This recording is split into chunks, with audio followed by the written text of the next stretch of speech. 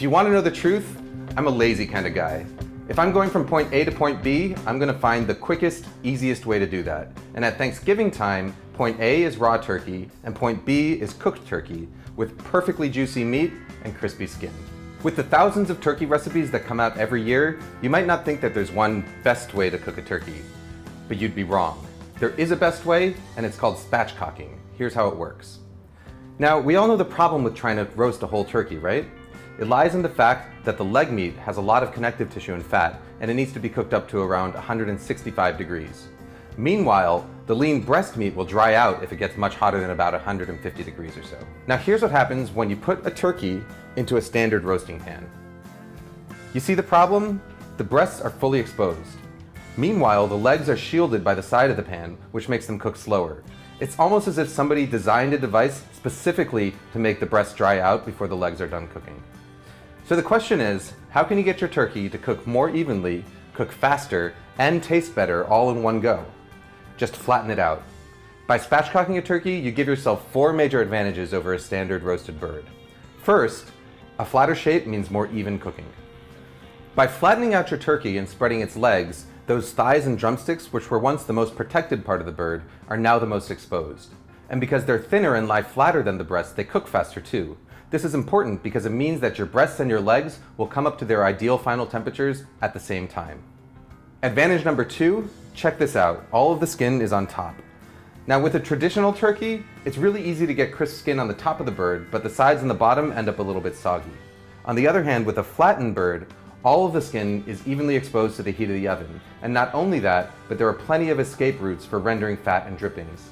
This guarantees that you're going to end up with crisper skin in the end. Your next advantage, a thinner profile that makes for faster cooking. Now, a normal turkey takes a few hours to cook, and this is because it's basically spherical in shape, which limits the maximum temperature at which you can cook it. If you try and increase your oven temperature too much, you end up burning the outside before the middle gets hot. A spatchcock turkey, on the other hand, lies flat. This means that you can blast it in an oven as hot as 450 degrees, which makes it cook in about half the time that you'd need for a traditional turkey. Finally, spatchcocking provides you with a turkey back, which allows you to naturally enhance the flavor of your gravy. Of course, the only downside to the whole thing is that you're not going to be able to present the plump, round, Norman Rockwell vision of a perfect Thanksgiving turkey. But who really cares when it tastes so good? And if anyone complains, here's a little trick. Just take a drumstick and shove it in their mouth. I promise you it'll shut them up. You convinced yet? Good. Now here's how you do it. The easiest way to spatchcock a turkey is to ask your butcher to do it for you.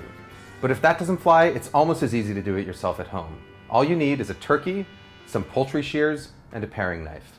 Pat the turkey dry with paper towels and then place it breast side down on the cutting board to prep it for surgery.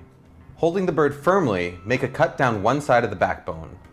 You might need to put in a little bit of effort to get through the leg bones or the rib bones, but don't worry, Mr. Turkey here won't feel a thing. Repeat with the second side and your backbone should pop right out. At this point, you also want to trim off any excess fat. Next, use your paring knife to cut around the wishbone, running it along both sides of each bone.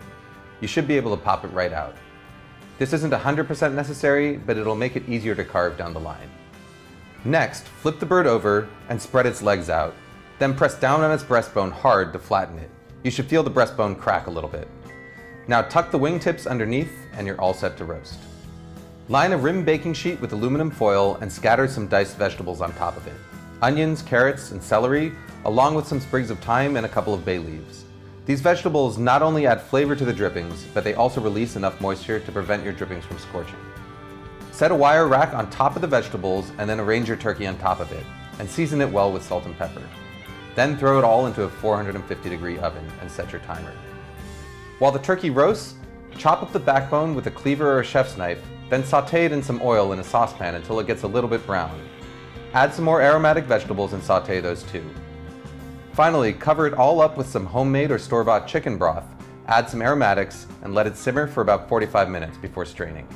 To thicken your gravy, cook a 1/4 cup of flour with a few tablespoons of butter until it's golden, and then very slowly whisk in your stock to make a rich, thick gravy.